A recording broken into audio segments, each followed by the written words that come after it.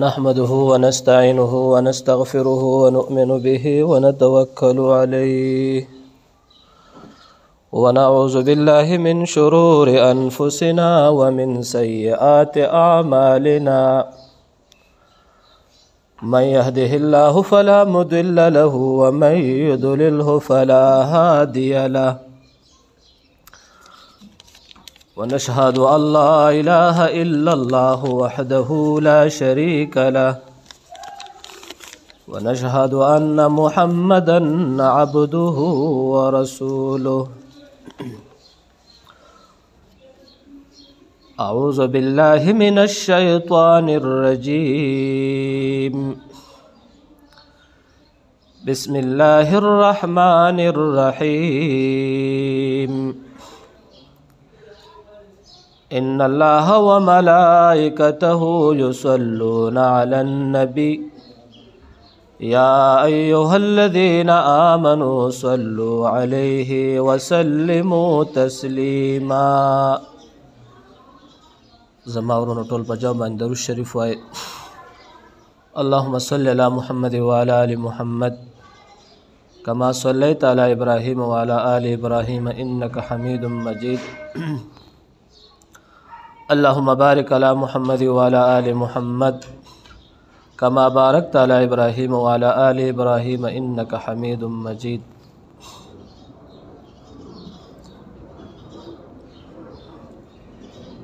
ما تاسو ته تیر شوی جماعت المبارک په ورځ باندې هغې نه وړاندې جمعه د دې لوب و لعب حقیقت مې د تخکاره کو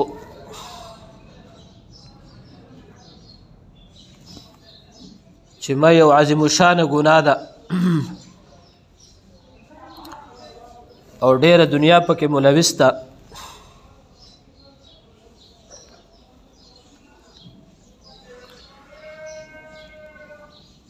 اوس د ته مې دا اراده ده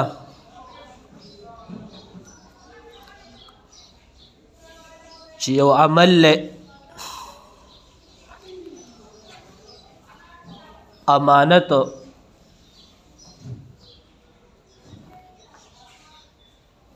هغه ورځ باندې د جومات کې د یو چا نه صادر پاتې شو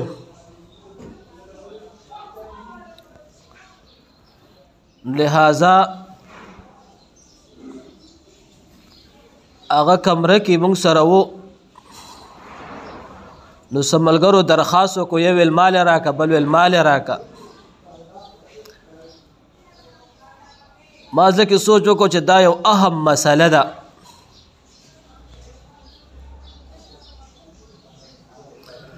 په دې باندې هم بیان کول لازم دي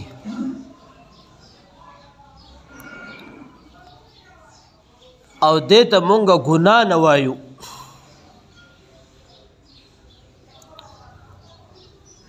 پردې امانت استعمالول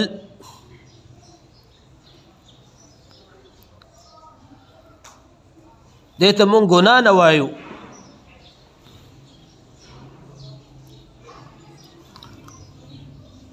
لاره کې د چا نه څه غورځېدلي او یو انسان هغه راوچت کی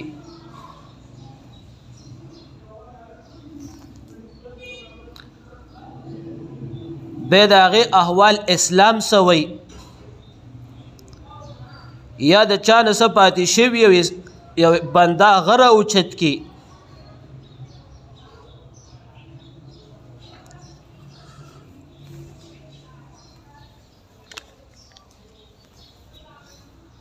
خدا یو څو خبرې اهم ذهن کې یاد وساتئ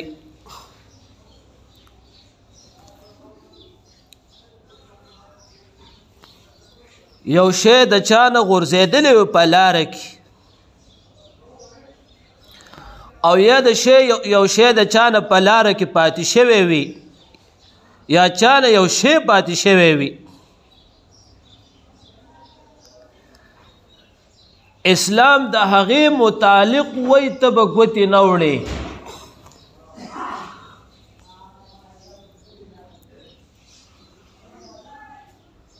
دا په دغه ځای پروتي که چېرې تا راوچت کو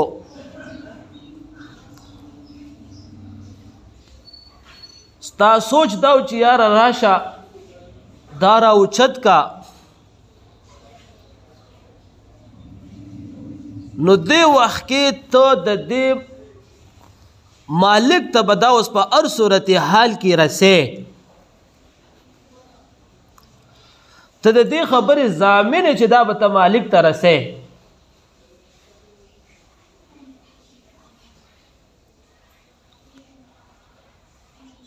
د دې متعلق مې درته یو څو واقعات لیکلي دي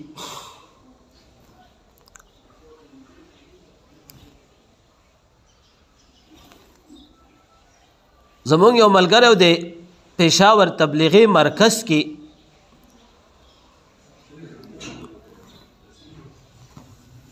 د مقیمینو نه دی هغه وایي د کوهاټ په لاره کې دغلته یو ځای مارکیټ دی هلته مې پیسې بیا مونته په لاره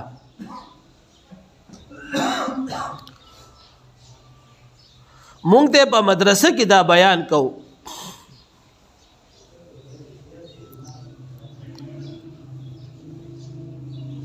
وی په هغه وخت سره 18,000 روپۍ وي خو 18,000 کاپي شی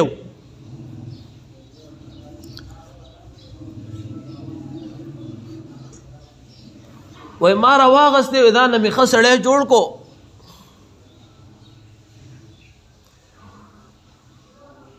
وی پېښور مرکز ته مې ویوړې تبلیغي مرکز ته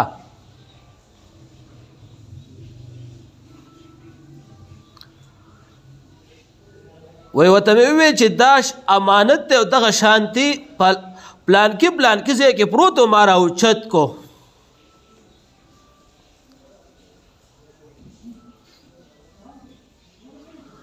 نو لاول خو راته وایي هغه ټول تبلیغیان هلته غوسه شو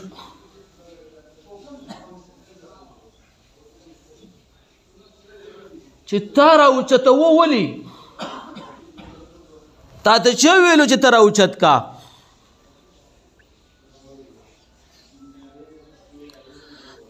دا به اوس ته مالک ته رسې دا ستا ذمهواري ده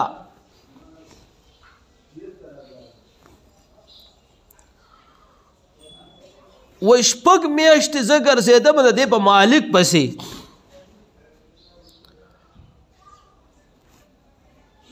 وی د کوهاټ په دې لاره باندې چې څومره دکانداران وی هر دکاندار ته مې خپل نمبر پرېښوستو او خپله پته مې ورته پرېښوسته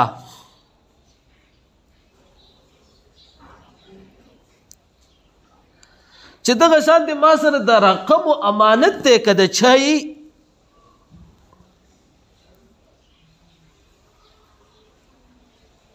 هغه عادت مې ورته ونه ویل چې د چا وینو ما سره بیا په دې نمبر رابطه وکړئ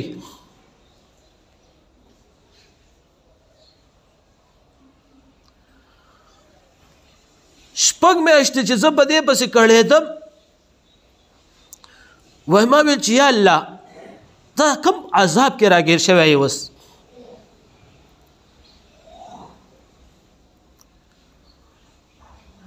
وایي سړی هم ګرځېدو په د خپل امانت پسې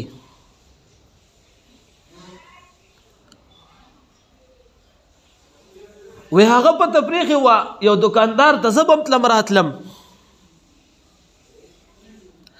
هغه یو دکاندار ته په تفریخ وه چې ما کله هغه امانت هغه سړي له ویوړو وی هغه وی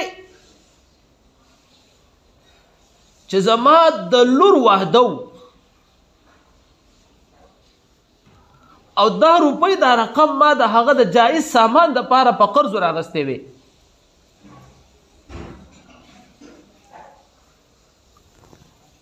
او زما د لور واده د دې د پیسو د وجې لیټ دی وی لهذا زه ګرځېدمه وای ما وی چې الله به مال راکړي حلال مال له الله به چرته نه خرابوي.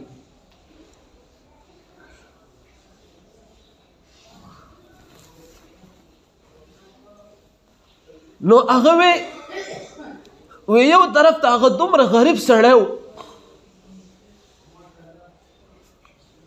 او ما ورته چې کله خپل امانت حواله کړو نو د هغې نه پوسو سره ما خپل ډېر امداد هم وکړو خو یې ډېر خفه وم.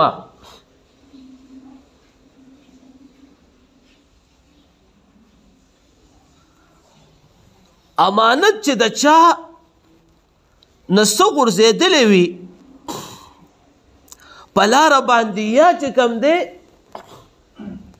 د چا نه څه پاتې شوی وي او به نه راوچتی. امام ابو حنیفه رحمهم الله متعلق راځي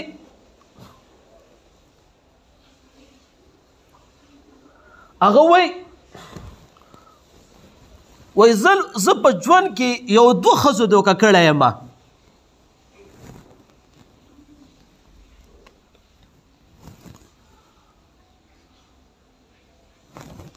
وایي لاره کې یو شی پروت و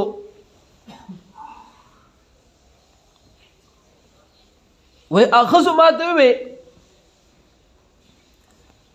چې دا لږ راوچت کا وروره دا راوچت کا.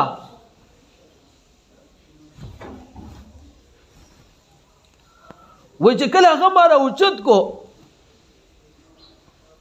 نو وایي هغه ښځو راته وویل چې دا زمونږ نه دی اوس چې د چا وي هغه پسې ګرځوه.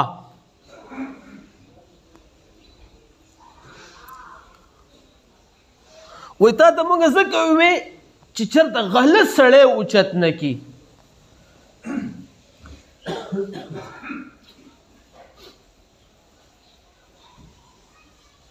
زما خپله د ذاتي یو مسله راغلې وه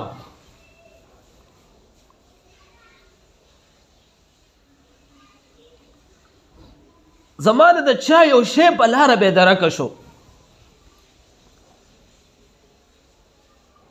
دا تقریبا 4-5 کاله وړاندې وه خبره ده چې یو شی رانه بېدرکه شو په لاره رانه غذار شو. خو زما په ذهن کې یو اشکال و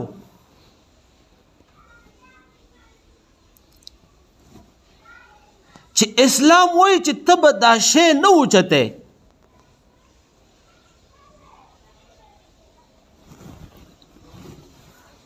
چې دا بل سړی اوچت کړي.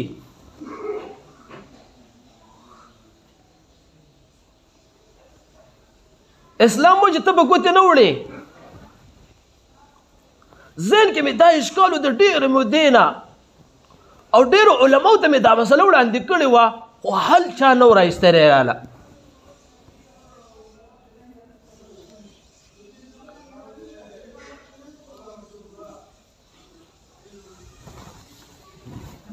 نو کله چې زما نه په لاره کې دا شی بېدرکه شو زه چې کله کور ته ورسېدم چې ما وکته شی نه نو واپس پسې په لاره راتاو شوم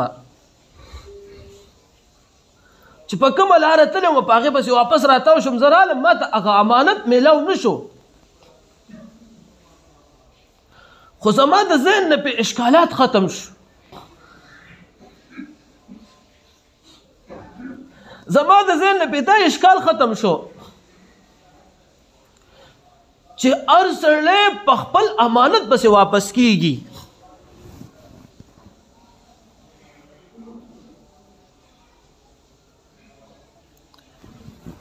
په سبا مې یو جماعت کې دلته کې یو معلم ته دا خبره کوله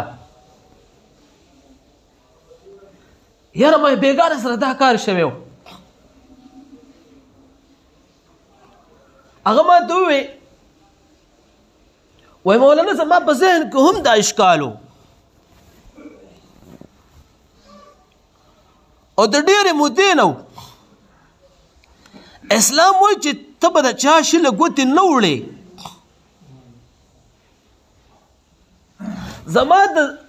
زما د ذهن نه هم دغه اشکال ختم شو.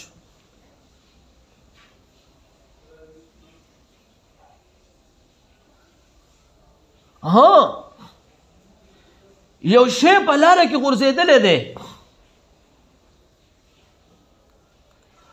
ریاست والدو دا حکم دی. ریاست هغه شی یو طرف ته کولی شي خو بیا به ریاست د هغې شي څوکیداري کوي تر هغې پورې چې د څو پورې دا شی مالک ته حواله شوی نه وي.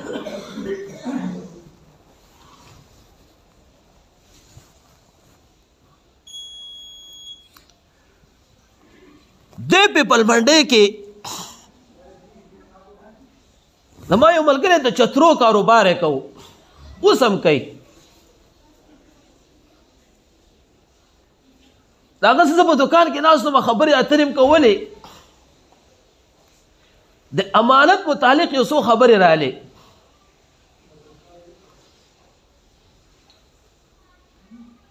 نو هغه سره هغه ما ته خپله واقعه وویله. وی داسې کار شوی چې ما د چینا نه کنټینر راوچت کو. د کنټینر مال نه وی داسې لږ مالو په ټرک کې مې راواچو خو د هغې نه په لاره باندې دوه نه ګوړېدلي وو. وایي چې کله ما مال دلته راورسو نک پکې کوم ډېر پریشان وم او خفه وم.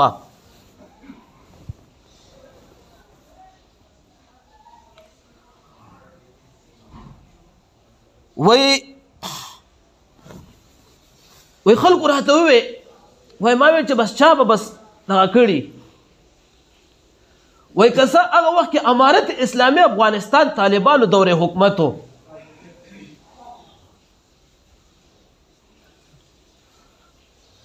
وی د پیپل منډۍ کې راته کسان ووی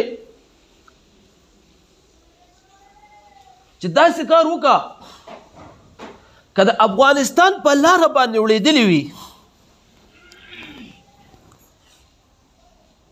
نو ستا امانت به هلته محفوظ د لارې یو سیټ ته پروت وي. د اسلام دا حکم دی چې دارالاسلام والا او اسلامی ملک وي اب ستا د شی حفاظت کوي.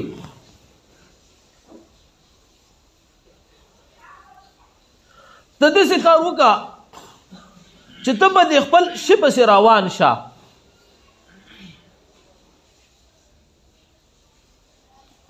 هغه خبره کوله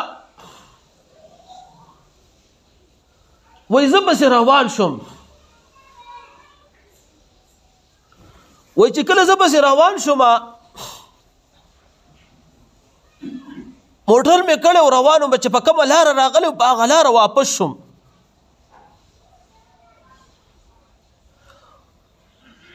وایي لاره کې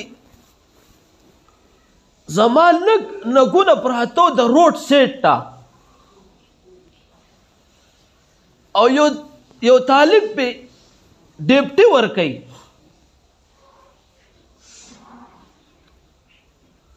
وایي ما ورته وویل چې صاحب دا خو زما دي.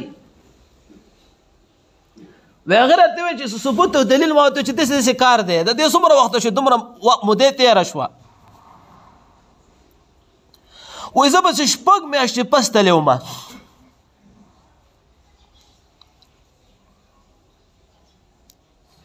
وایي هغې دومره خوشحاله شول. وایي هغې ما ته وویل چې موږ نه دې لوی عذاب اوچت کو. د 6 میاشتو نه موږ په دې باندې د شپې او د ورځې په ډیپټۍ باندې یو. وایي ما ورته وویل چې زه تاسو ته د خپل وس مطابق لږه څه شکرانه درکوم. بیا طالبانو راته وویل چې په کار یې تاله موږ درکو. خو وایي ما ډېر وس وکړو خو هغې وایي چې موږ تا نه لالو. خو وایي بیا وایي ما وس کو چې زه نه وایي راته وویل چې بیت المال ته جمع کا.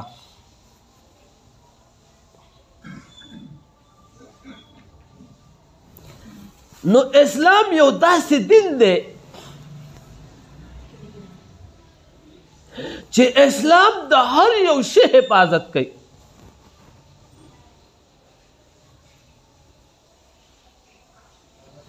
اګه د چا مال وي پر دې امانت استعمالول د ګناه کبیره ده. استعمال کې به هم نه راولي. په لاره کې یو شی تا را اوچت کو نو دا بیا ستا ذمهواري ده چې دا به ته مالک ته رسې. که ستا ذهن کې دا وي چې زه به واپس کېدم بیا به یې دیم نه.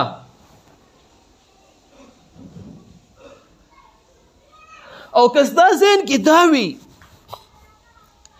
چې یاره دا غلط سړی اوچت نه کړي. زموږ ذهن کې دا اشکالات چې غلط سړی اوچت نه کړي.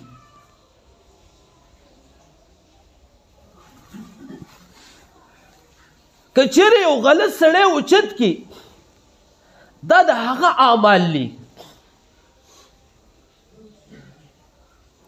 خو اسلام چې موږ ته څه وایي موږ د هغې پابند زندګي تیرو.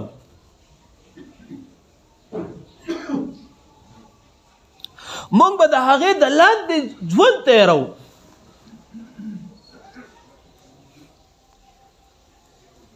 بیا په معاشره کې یوه خبره عامه هم ډېره عامه ده او دا مسله ماله ډېره زیاته ځي راځي.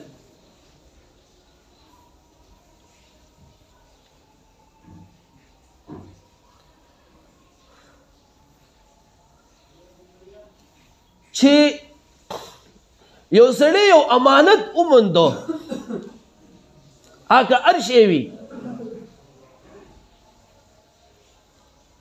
د دې استعمال مو څنګه کوو.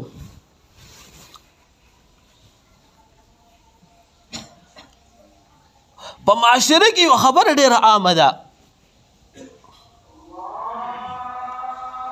وایي دا به راوالی د یو غریب سړي وایي دا به یو غریب سړي ته صدقه کې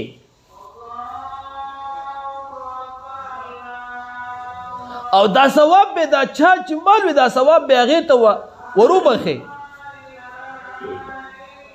دا خبره غلطه ده.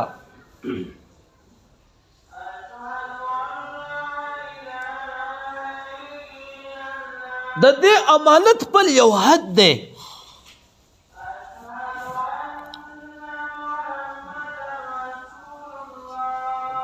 خپل ته عادت دی ته کال تر یو نیمه پورې به دا تا سره امانت پروت دي.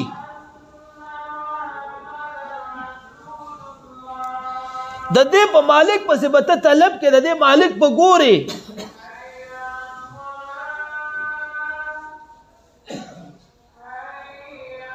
که چېرې د دې وخت نه پس مالک پیدا نه شو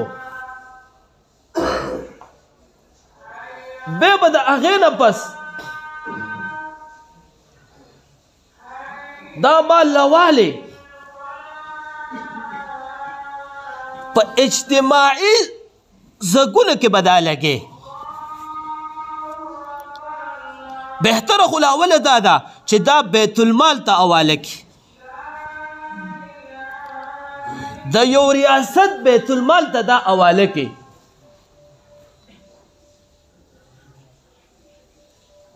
که هغه ریاست کافر ولې نه وي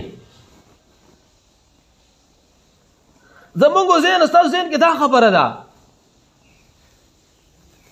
چې ریاست په هغې باندې ریاست د هغې حواله کول وغیره حق نه ادا کوي. دا خبره یو طرف ته ده.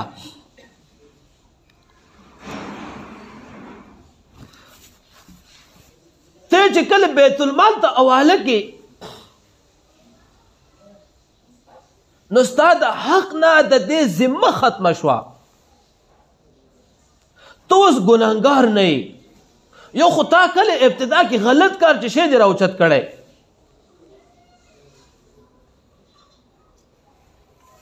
خو لہذا تا بیت المال ته حواله کو. اوس د دې خبرې ریاست ذمہوار دی.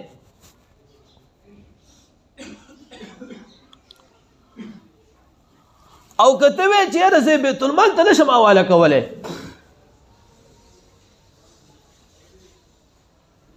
نو لہذا به د دې دپاره چې چېرته یوه لاره جوړېږي اجتماعي ځای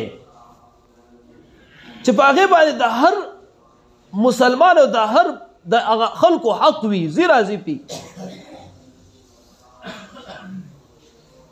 نو چېرته یوه لاره جوړېږي نو په هغه لاره کې دا خرچ کولی شي یا چېرته جومات جوړېږي په هغه جومات کې دا خرچ کولی شي یا چېرته یو مدرسه جوړېږي هر هغه شی چې هغه د اجتماعي ځګونو اجتماعي چې د ټولو خلکو پکې حق وي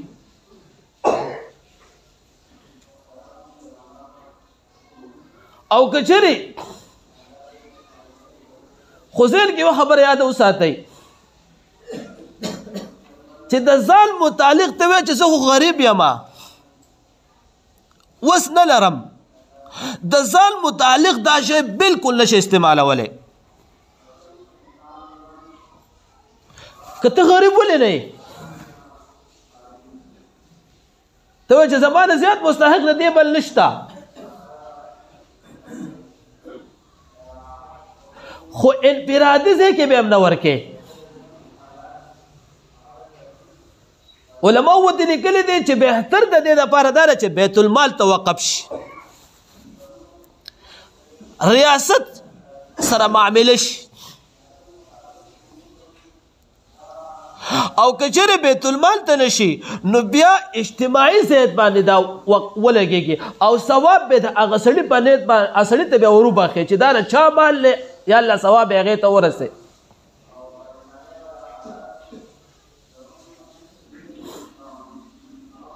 نو لہذا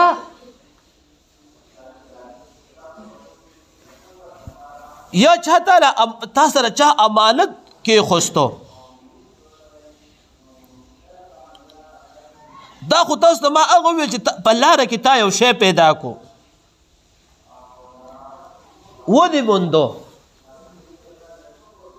نو د هغې متعلق خو دا خبره شوه یا تا سره چا یو امانت کېښوستو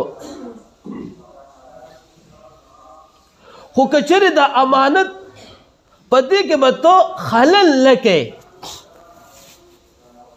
ځکه دا امانت ستا سره کېښود د دې به ته حفاظت کوې چا د سره رقم کېښوستل نو د دې رقمو په لوټلو کې به هم تبادله نه کوې دا امانت تا سره پروت دی ستا ذهن کې دا دی چې یاره به 1,000 روپۍ راسره خو 1,000 روپۍ به وله ورکم که نه که چېرې تا په دې لوټ کې خیانت وکړو لوټ یې بدل لا بدل کو نو مال په امانت کې د خیانت وکړو دې کې بیا وروسته نورې مسلې دي که چېرې دا امانت ستا نه ضایع شو اور ولګېد غله رالل که چېرې دا امانت ستا نه ضایع شو نو دې وخت کې د دې امانت ته ضامن نه یې د چا مال و د هغه مال لاړ ضایع شو تا سره په دې باندې د هغې 1 روپۍ هم نه کېږي چا د سره 1,000 روپۍ خوستې دي اور ولګېد یا چې کوم دی غله رالل یا نوره واقعه وشوه مال ضایع شو نو لہذا به تا سره د هغې 1 روپۍ هم نه کېږي بس لاړ امانت د هغه لاړ ختم شو خو که چېرې تا په لوټ کې تبادله کړې وه یا دې په دې شي کې تبادله کړې وه نو ته مکمل که دا ضایع شو د دې نه پسې مکمل ته ذمهوار یې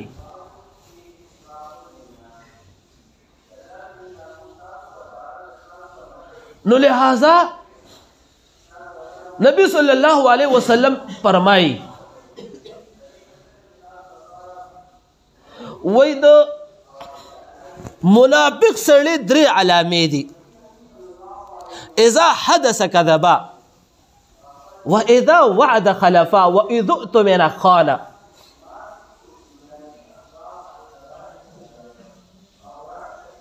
دې اذا حدث كذبا چې دې خبرې کې دروغ وای، دا یو علامه ده. د وعدې بخلافي کوي، دا دویمه علامه ده.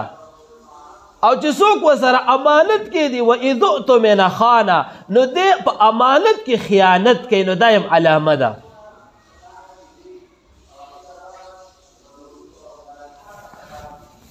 دا بعضې خبرې زمونږ استاسو ذهن کې داسې وړلې ښکاري. تاسو به په شروع کې ووې بعضې خلکو ته چې په لارې پیدا کړي یو شی مې وموندو، نو د مور پی ورته ښکاري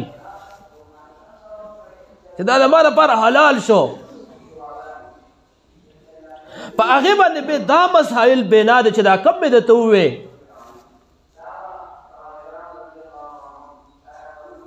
دا ادا کول په ما او تا به لازم دي. اسلام چې څه ویلي، اسلام زما استاد د خیرخواهۍ دپاره ویلي، او خصوص دا ګورې به د دې استعمال کول دا ګناه کبیره ده، ځکه پردی شی استعمالول دا حرام دي. عزتمندو دا یو څو خبرې دا مې ته کولې، ځکه معاشره کې دا شی ډېر عام دی